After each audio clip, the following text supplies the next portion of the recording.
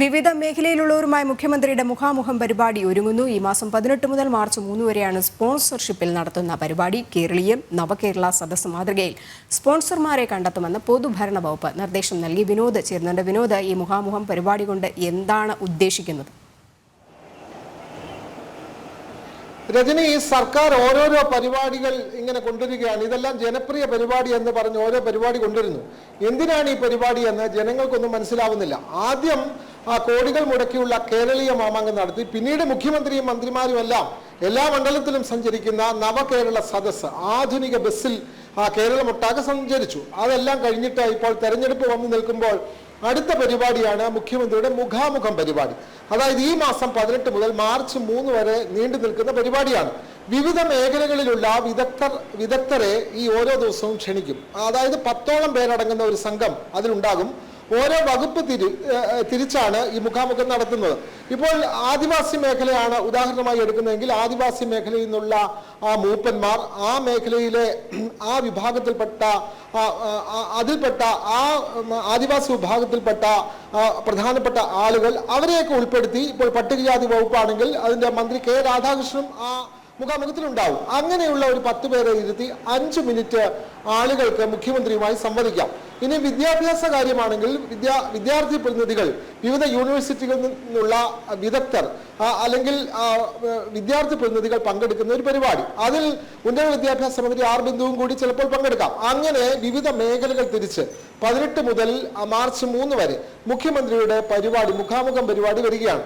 ഈ പരിപാടിയുടെ ചെലവ് എങ്ങനെ എന്നതിനെ സംബന്ധിച്ചാണ് പൊതുഭരണ വകുപ്പ് ഇപ്പോൾ നിർദ്ദേശം നൽകിയിട്ടുള്ളത്. അതും സ്പോൺസർഷിപ്പിലൂടെ തന്നെ ആകാമെന്നുള്ളതാണ്. കാരണം കേരളീയം പരിപാടി സ്പോൺസർഷിപ്പായിരുന്നു, നവകേരള സദസ് സ്പോൺസർ ആയിരുന്നു. ഇതിന്റെയൊന്നും കണക്ക് പുറത്തു വന്നിട്ടില്ല. ചോദിക്കുമ്പോൾ കണക്ക് സമാഹരിച്ചിട്ടില്ല എന്നുള്ളതാണ്. കണക്ക് വരാത്ത മറ്റൊരു പരിപാടി കൂടി വരാൻ പോവുകയാണ്. അത് മുഖ്യമന്ത്രിയുടെ മുഖാമുഖമാണ്. ഇതെന്തിനു വേണ്ടി ഈ പരിപാടി എന്ന് ചോദിച്ചാൽ അതിന്റെ ഉത്തരം പരിപാടി കഴിയുമ്പോഴേ നമുക്ക് പറയാൻ കഴിയൂ. എന്തായാലും സ്പോൺസർഷിപ്പിലൂടെയാണ് ഇത് നടത്തുന്നത്. കാരണം ഇതിന് ചെലവേറെയുണ്ട്. അതിന് ഷൂട്ട് ചെയ്യുന്നതിന്റെ ചെലവുണ്ട്, പരിപാടി സംഘടിപ്പിക്കുന്നതിന്റെ ചെലവുണ്ട്. അതിലേക്ക് 2000 പേരെ വീതം ഈ പരിപാടിയിൽ പങ്കെടുപ്പിക്കണമെന്നുള്ളതാണ്. അപ്പോൾ അവർക്ക് ലഘുഭക്ഷണം, അവർക്കുള്ള വെള്ളം, അവർക്കുള്ള ഇരിപ്പിടം, അവിടെ ക്രമീകരിക്കേണ്ട ലൈറ്റുകൾ, ഫാനുകൾ, ഇതിനുവേണ്ടി ഓടേണ്ട വാഹനങ്ങൾ, എത്തുന്ന അതിഥികളുടെ TA അടക്കം എത്രയോ രൂപ, എത്ര ലക്ഷക്കണക്കിന് രൂപ ചെലവഴിക്കുന്ന ഒരു പരിപാടി വരികയാണ്. ഇതെല്ലാം ജനക്ഷേമത്തിന് വേണ്ടി എന്നാണ് പറയുന്നത് മുഖ്യമന്ത്രിയുടെ മുഖാമുഖം.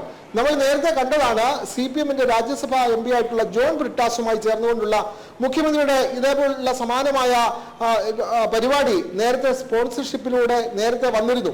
കേരളത്തിന്റെ നേട്ടങ്ങളെ പറ്റി പറയാൻ വേണ്ടി മാത്രം ഉള്ള ഒരു പരിപാടി. അത് എല്ലാ ചാനലിലും പണം മുടക്കി സ്പോൺസർഷിപ്പിലൂടെ അത് കൊടുത്തിരുന്നു. പക്ഷേ നമ്മൾ ജനൻ TV കോടികൾ നഷ്ടപ്പെടുത്തിയിട്ടും ആ പരിപാടി ജനൻ TV ഏറ്റെടുത്തില്ല എന്നുള്ളത് ഇത്തരണത്തിൽ നമ്മൾ എടുത്തു പറയേണ്ട കാര്യമാണ്. ഇനി മുഖാമുഖം പരിപാടിയും സമാന നിലയിൽ ഷൂട്ട് ചെയ്ത് എല്ലാ ചാനലുകൾക്കും പണം കൊടുത്ത് വിൽക്കാനാണോ പരിപാടി എന്നറിയില്ല. പക്ഷെ ഒരു കാര്യം പൊതുഭരണ വകുപ്പ് പറഞ്ഞിട്ടുണ്ട്, സ്പോൺസർഷിപ്പിലൂടെയാണ് ഈ പരിപാടി എന്നുള്ളതാണ്. എന്നാലും ജനങ്ങളുമായി, എല്ലാ മേഖലയിലുള്ള ആളുകളുമായി മുഖ്യമന്ത്രി സംവദിക്കുന്നു എന്നാണ് ഈ പരിപാടിക്ക് പറഞ്ഞിരിക്കുന്നത്. മുഖ്യമന്ത്രിയുമായി മുഖാമുഖം എന്നതാണ് ഈ പരിപാടി. അതായത് വീണ്ടും പണം പിരിക്കുവാൻ വേണ്ടിയിട്ടുള്ള ഒരു പരിപാടി. അപ്പം വിനോദ് പറഞ്ഞതുപോലെ ഈ പിരിക്കുന്ന പൈസയൊക്കെ എവിടെ പോകുന്നു എന്നുള്ള കാര്യത്തിൽ യാതൊരു ധാരണയുമില്ല. കാരണം പെൻഷൻ കൊടുക്കാൻ കഴിയുന്നില്ല. ഒപ്പം ജനങ്ങളെ പട്ടിണിക്കിട്ടുകൊണ്ട് വീണ്ടും സപ്ലൈകോയിൽ അടക്കം വിലവർധനമൊക്കെ തന്നെ ഉണ്ടാക്കുന്നു. അതിനിടയിൽ ഇങ്ങനെ സ്പോൺസർമാരെ കണ്ടെത്തിക്കൊണ്ട് ഇങ്ങനെ ഒരു പരിപാടി എന്തിനാണ് കേരളത്തിൽ എന്നാണ് ചോദിക്കുന്നത്. തീർച്ചയായും ഈ പരിപാടി കൊണ്ട് എന്താണ് ഗുണം? ഈ പണം ഉണ്ടായിരുന്നെങ്കിൽ സപ്ലൈകോയിൽ പാവപ്പെട്ടവർക്ക് അരിയും പയറും മുളകും മല്ലിയും ഒക്കെ കൊടുക്കാമായിരുന്നു. പക്ഷേ അതൊക്കെ അതിന്റെ വഴിക്ക് നീങ്ങും. പൊതു വിപണിയിൽ വില കൂടുമ്പോൾ സ്വാഭാവികമല്ലേ വിലക്കയറ്റം എന്നൊക്കെ ചോദിക്കാം. കേന്ദ്ര സർക്കാർ 29 രൂപയ്ക്ക് അരി കൊടുക്കുമ്പോൾ അത് തെരഞ്ഞെടുപ്പ് തട്ടിപ്പാണെന്ന് പറയാം. ഭാരത് അരി തെരഞ്ഞെടുപ്പ് തട്ടിപ്പാണെന്നൊക്കെ പ്രസംഗം നടത്തും. പക്ഷേ അങ്ങനെയൊക്കെ പ്രസംഗം നടത്തുമ്പോഴും സാമ്പത്തികമായ വലിയ കടുത്ത ദാരിദ്ര്യം നേരിടുമ്പോഴും കടമെടുപ്പ് പരിധി പോലും കടന്നു നിൽക്കുമ്പോഴും പണം എവിടെ നിന്ന് കണ്ടെത്തുമെന്നതിന് ഉത്തരമില്ലാതെ ഇരിക്കുമ്പോഴും മുഖ്യമന്ത്രി സ്പോൺസർമാരെ കണ്ടെത്തുകയാണ്. വലിയ വലിയ മുതലാളിമാർ ഉണ്ടല്ലോ, ഈ പറഞ്ഞ വലിയ മുതലാളിമാരുടെ ഒക്കെ സ്പോൺസർഷിപ്പോടുകൂടി ഈ പരിപാടി നടത്തുകയാണ്. ഇതിനിയും കൃത്യമായി ഈ പരിപാടി റെക്കോർഡ് ചെയ്ത് എല്ലാ ചാനലുകൾക്കും വാർത്താ മാധ്യമങ്ങൾക്കും വിൽക്കുന്നതടക്കമുള്ള വലിയ ഒരു സ്പോൺസർഷിപ്പ് പരിപാടിയിലേക്ക് പോവുകയാണ്. ഫെബ്രുവരി 18 മുതൽ മാർച്ച് 3 വരെയാണ് ഈ പരിപാടി നീളുന്നത്. എന്തായാലും സർക്കാരിന്റെ പ്രചാരണ പരിപാടി തന്നെ നമ്മുടെ എല്ലാം നികുതി പണത്തിന്റെ ചെലവിൽ അല്ലെങ്കിൽ സ്പോൺസർമാരുടെ ചെലവിൽ സർക്കാർ ഗംഭീരമായി ലോക്സഭാ തെരഞ്ഞെടുപ്പിനുള്ള പ്രചാരണം ഇത്തരത്തിൽ മുഖാമുഖം പരിപാടിയിലൂടെ നടത്താൻ പോകുന്നു എന്നുള്ളതാണ് ഇതിൽ നിന്നും നമ്മൾ മനസ്സിലാക്കുന്നത്. വിനോദ്, ഈ പരിപാടിക്ക് ഒരുപാട് നിർദ്ദേശങ്ങളൊക്കെ ഉണ്ട്. കാരണം 1 മണിക്കൂറാണ് പരിപാടിയിൽ പങ്കെടുക്കുന്നവർക്ക് സംസാരിക്കാനുള്ള സമയം അനുവദിച്ചിരിക്കുന്നത്. ഒരാൾക്ക് 1 മിനിറ്റ് മാത്രം സംസാരിക്കാം. അങ്ങനെ ഒരുപാട് നിർദ്ദേശങ്ങളൊക്കെ തന്നെയുണ്ട്. കാരണം നമുക്കറിയാം, ഈ അമേരിക്കയിൽ പോയ സമയത്ത് ഡയമണ്ട് ചെയർ, അങ്ങനെ കുറേ ഗോൾഡൻ ചെയർ അങ്ങനെയൊക്കെ ഉണ്ടായിരുന്നു. ഇതിനൊക്കെ തന്നെ പൈസ കൊടുക്കണം, അല്ലെങ്കിൽ പണം നൽകണം. എന്നാൽ മാത്രമേ മുഖ്യമന്ത്രിയുമായിട്ട് സംസാരിക്കാനോ അല്ലെങ്കിൽ അടുത്ത് നിൽക്കാനോ പോലും കഴിയുന്നില്ല. ഇത് കേരളത്തിലെ തന്നെ മുഖ്യമന്ത്രി അല്ലേ? നമ്മൾ മനസ്സിലാക്കേണ്ടത് കേരള സഭ എന്നുള്ള പേരിൽ ഇന്ത്യക്ക് പുറത്ത് വലിയ സ്പോൺസർ പരിപാടി നടത്താൻ ഒരു നീക്കം നടന്നിരുന്നു. പക്ഷേ കേന്ദ്ര സർക്കാരിന്റെ അനുമതി ഇല്ലാതെ പോയതുകൊണ്ട് ഈ കേരള സഭ പുറത്ത് നടന്നില്ല. സമാന നിലയിൽ നേരത്തെ നടത്തിയ കേരള സഭ കൊണ്ട് എന്ത് പ്രയോജനം എന്ന് ചോദിച്ചിട്ട് അതിനൊന്നും ഒരു ഉത്തരവുണ്ടായിരുന്നില്ല. ഈ പറഞ്ഞ സ്പോൺസർമാരുടെ പിൻബലത്തിലാണ് പരിപാടിയൊക്കെ വിവിധ രാജ്യങ്ങളിലുമെല്ലാം നടത്തി വന്നത്. ഇപ്പോൾ അത് കേരളത്തിൽ തന്നെ നടത്തുകയാണ്. ഇത്തരത്തിൽ ഒരു മുഖാമുഖം പരിപാടി നടത്തിയത് കൊണ്ട് സാധാരണ ജനങ്ങൾക്ക് എന്താണ് പ്രയോജനം എന്ന് ചോദിച്ചാൽ ഒന്നുമില്ല എന്നതാണ് മനസ്സിലാക്കേണ്ടത്. നവകേരള സദസ്സിലൂടെ 140 മണ്ഡലങ്ങളിലും മുഖ്യമന്ത്രിയും മുഴുവൻ മന്ത്രിമാരും ആധുനിക ബസ്സിൽ സഞ്ചരിച്ച വലിയ പരിപാടി നടത്തി.